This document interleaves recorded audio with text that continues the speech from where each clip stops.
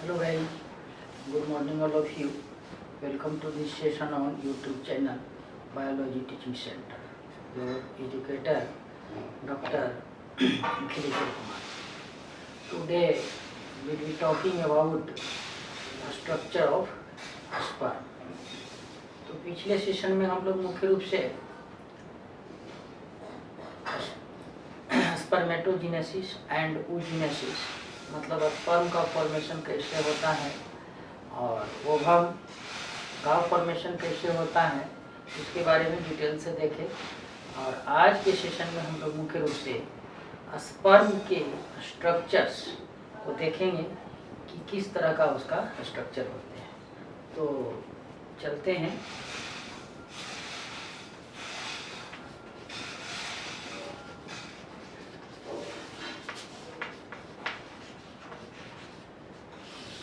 Structure of sperm. तो सबसे पहले हम ये जानें कि स्पर्म है क्या चीज। तो हम इसको बोल सकते हैं कि ये आपका मेल गैमिट होता है, मेल गैमिट और फीमेल गैमिट जो सेक्सुअल रिप्रोडक्शन में भाग लेता है। दूसरी बात याद रखना है कि यह आपका इसमें हैप्लॉइड होता है, मतलब आपका एन होता है। इसका मतलब कि 23 क्रोमोसोम्स होते हैं। ये जो है आपका ऐसे इसे जो है स्पर्मेटोजोन भी कहा जाता है। स्पर्म जो है शॉर्ट फॉर्म शॉर्ट फॉर्म जो है इसको हम स्पर्म कहते हैं, लेकिन इसका सही नाम जो है सो स्पर्मेटोजोन्स लॉन्ग फॉर्म।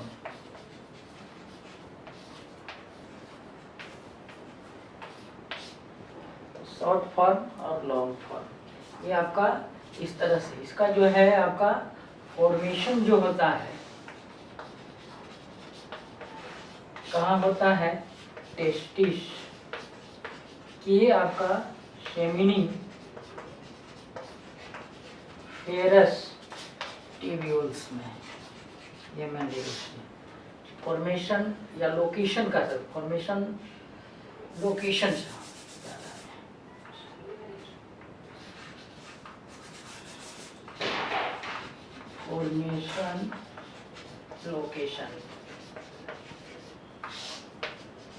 टेस्टिस और उसमें सेमिनी फेरस टिब्यूल्स।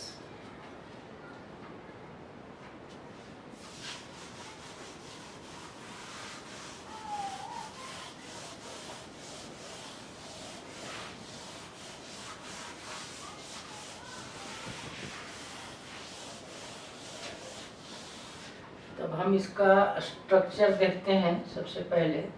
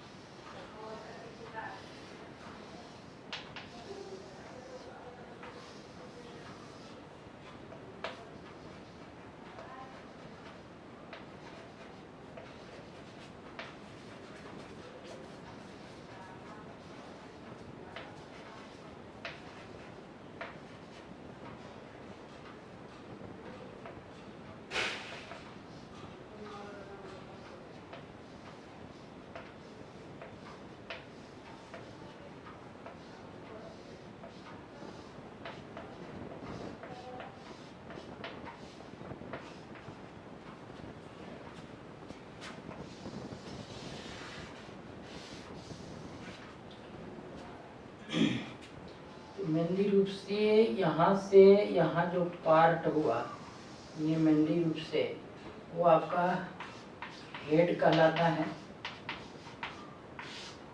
ऊपर वाला सबसे भाग जो है ये मेनली रूप से एक्रोसोम,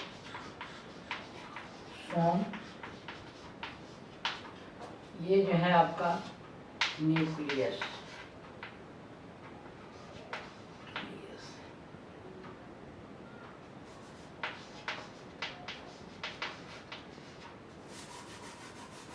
ये जो है आपका इसे पीएम प्लाज्मा मेम्ब्रेन, और ये भाग जो है आपका साइटोप्लाज्म।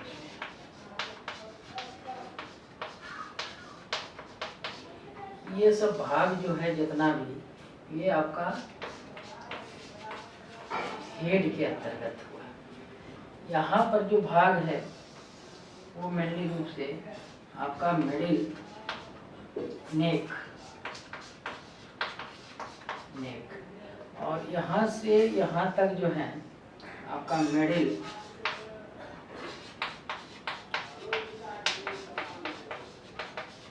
पीस, और ये भाग जो है इधर आपका टेल है।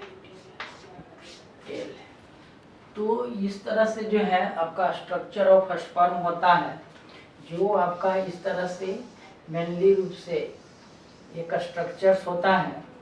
और ये जो है आपका सेंट्रियोल होता है, जो आपका प्रॉक्सिमल सेंट्रियोल, ये आपका डिस्टल सेंट्रियोल, और यह जो है आपका माइटोकॉन्ड्रिया। ये जो है आपका एक्सियल फिलामेंट, ये जो बीच से होकर के एक्सियल फिलामेंट, ये आपका जो है तो ये टेल हो गया इस तरह से। तो स्ट्रक्चर ऑफ स्पर्म मेनली रूप से यह जो आपका ये स्ट्रक्चर होता है, जो आपका हेड कहलाता है। हेड के अंदर आपका सबसे अगला भाग जो होता है वह आपका पॉइंटेड होता है, जो एक्रोसोम कहलाता है। और एक्रोसोम जो है आपका गोल्जी बॉडी का मॉडिफाइड फॉर्म होता है। एक्रोसोम इधर देखते हैं, acrosome is modified form of Golgi body. ये जो है आपका, चूंकि यह भी एक एनिमल सेल है, और एनिमल सेल है, इसमें बहुत सारे सेल ऑर्गेनोइड्स होंगे, Golgi body, endoplasmic reticulum, mitochondria, nucleus, ये सब सेंट्रियोल्स।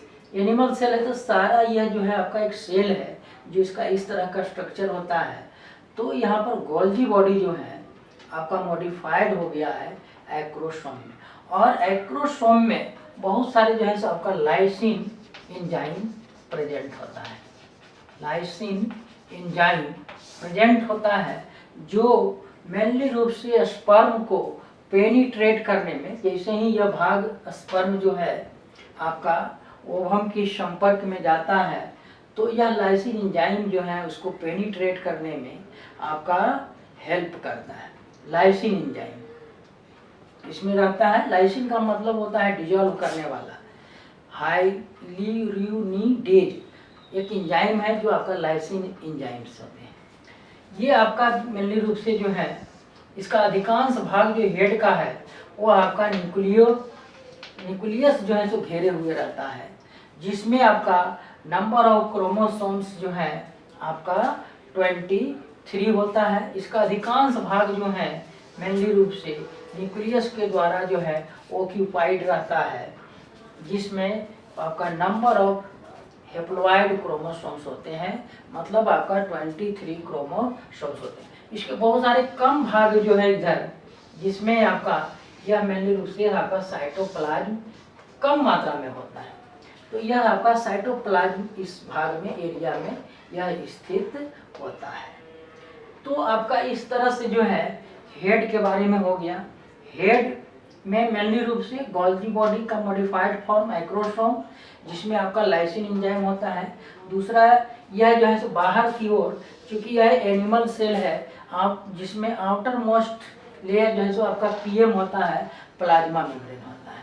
तो सबसे आउटर लेयर जो होता है वो आपका प्लाज्मा मेम्ब्रेन का बना होता है, और इसके जस्ट नीचे beneath the PM plasma membrane ये आपका जो है सो साइटोप्लाज्म प्रेजेंट होता है, और साइटोप्लाज्म के बीच में ये आपका न्यूक्लियस होता है, जिसमें आपका haploid number of chromosomes 23 present होते हैं। क्योंकि यह जो है आपका स्पर्म क्या गैमिट है, और जानते हैं कि गैमिट्स आर जनरली हेप्लॉइड, मतलब containing one set of chromosomes.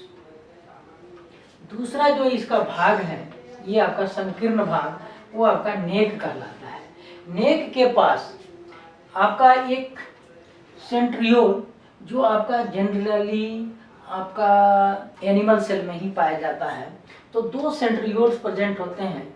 जो सबसे ऊपरी भाग वाला होता है उसको प्रोक्सिमल, और दूर में होता है वो आपका डिस्टल सेंट्रियोल होता है। और जब यह ओवम में पेनिट्रेट करता है तो जनरली इतना ही भाग जो है आपका ओवम में जो है सो प्रवेश करता है, बाकी भाग इधर जो है बाहर ही रह जाता है। तो यह सेंट्रियोल जो होते हैं वो आपका सेल डिवीजन में, उसको क्लीवेज में आपका जो है सो मदद करता है। तो ये आपका सेंट्रियोल जो प्रोक्सिमल सेंट्रियोल, और जो दूरी में थोड़ा है वो डिस्टल सेंट्रियोल। डिस्टल सेंट्रियोल से एक आपका स्ट्रक्चर्स निकलता है जो बीचों बीच भाग से, जो एक्सियल फिलामेंट कहलाता है, जो आपका यहाँ से ले करके आपका पूरे टेल तक जो है वो आपका फैला होता है। तो ये आपका नेक भाग होगा। यहाँ से यहाँ तक हेड भाग हो गया। ये बीच वाला जो भाग है कंस्ट्रिक्टेड भाग वो आपका नेक हुआ, और नेक के पास जो है सो एक प्रोक्सिमल सेंट्रियोल और दूसरा डिस्टल सेंट्रियोल होता है। डिस्टल सेंट्रियोल से जो है सो एक्सियल फिलामेंट जो आपका पूरे टेल तक जो है सो फैला होता है। अब यहाँ पर इसके आगे वाला भाग जो होता है वह मेनली रूप से मिडिल पीस कहलाता है। ये आपका मिडिल पीस में मेनली रूप से आपका माइटोकॉन्ड्रिया प्रेजेंट होता है, जो आपका स्पाइरल शेप होते हैं। माइटोकॉन्ड्रिया जो होते हैं वो क्या है, स्पाइरल शेप है। हम जानते हैं कि माइटोकॉन्ड्रिया को powerhouse of this cell कहते हैं, क्योंकि आपका सेलुलर रेस्पिरेशन जो होता है वो आपको माइटोकॉन्ड्रिया में होता है, जिससे आपका एटीपी के रूप में ऊर्जा जो है सो स्टोर होता है। जो चूंकि स्पर्म को आपका मूवमेंट जो है, मोटिलिटी बहुत जरूरी है। जब तक उसमें मूवमेंट नहीं होगा तब तक वो फर्टिलाइजेशन में जो है सो सक्षम नहीं है। इसलिए इसमें अधिक ऊर्जा की जरूरत है इसके मूवमेंट के लिए। इसलिए इसमें जो है सो इस शेप्ड में, स्पाइरल शेप्ड में माइटोकॉन्ड्रिया पाया जाता है। स्पर्म ही एक ऐसा है जिसमें आपका यहाँ पर स्पाइरल माइटोकॉन्ड्रिया पाया जाता है, जो जनरली मेन रूप से वो अधिक से अधिक इसको एटीपी उत्पन्न करे, अधिक से अधिक उससे ऊर्जा प्राप्त हो सके, जिसके कारण यह जो है सो आपका मूव कर सके। यह आपका इसका मेन फंक्शन है। तो क्योंकि एनिमल सेल है, एनिमल सेल हो या प्लांट सेल हो, दोनों में जो है सो आपका माइटोकॉन्ड्रिया प्रेजेंट होता है। और यह जो है एक्सियल फिलामेंट के चारों तरफ से इसके आपका एक्सियल फिलामेंट जो आपका यहाँ से शुरू होकर के आपका टेल तक जाता है, वहाँ उसको लेपिटे हुए रहता है। तो ये आपका मिडिल पीस हुआ। तीसरा भाग आपका, चौथा भाग जो है आपका यह टेल है, जो आपका सबसे एंड भाग होता है, जो आपका स्पर्म को मूवमेंट, स्पर्म की मूवमेंट के लिए यह बहुत ही आवश्यक इसका अंग होता है। इसी के सहारे जो है आपका यह आपका मूव करता है। यहाँ पर जो है वेजाइनल भाग से लेकर के फैलोपियन ट्यूब तक, जहाँ पर फर्टिलाइजेशन की क्रिया होती है, जहाँ पर वह ओवम आपका ओवरी से निकल करके आपका फैलोपियन ट्यूब के स्थमस भाग तक वह जाता है, जो हम लोग आगे फर्टिलाइजेशन चैप्टर में देखेंगे। तो इस तरह से जो है आपका ये स्ट्रक्चर ऑफ स्पर्म, जो आपका छोटा सा टॉपिक्स था, यह मेनली रूप से जिसमें हम लोग देखे ये स्ट्रक्चर, ये स्पर्म का स्ट्रक्चर होता है। और स्पर्म जो है आपका एक मेल गैमीट होता है और गैमीट्स जनरली हेप्लॉइड होते हैं। और हेप्लॉइड का मतलब वन सेट ऑफ क्रोमोसोम्स, मतलब आपका जो सोमैटिक सेल्स में जो होते हैं उसकी अपेक्षा हाफ नंबर ऑफ क्रोमोसोम्स होते हैं, जिसे हम हेप्लॉइड कहते हैं, आपका वन सेट ऑफ क्रोमोसोम्स कहते हैं। तो इस तरह जो आपका न्यूक्लियस में जो आपका प्रेजेंट होता है। तो यहाँ पर मेनली रूप से ये स्ट्रक्चर ऑफ स्पर्म देखें। और ये इसी के साथ जो है आज का सेशन हम यहाँ पर समाप्त करते हैं। और अगर इस तरह का वीडियो पसंद आया हो तो आप इसे लाइक करें और इस चैनल को सब्सक्राइब करें और अपने फ्रेंड्स एंड क्लासमेट्स के बीच शेयर अवश्य करें। Thank you.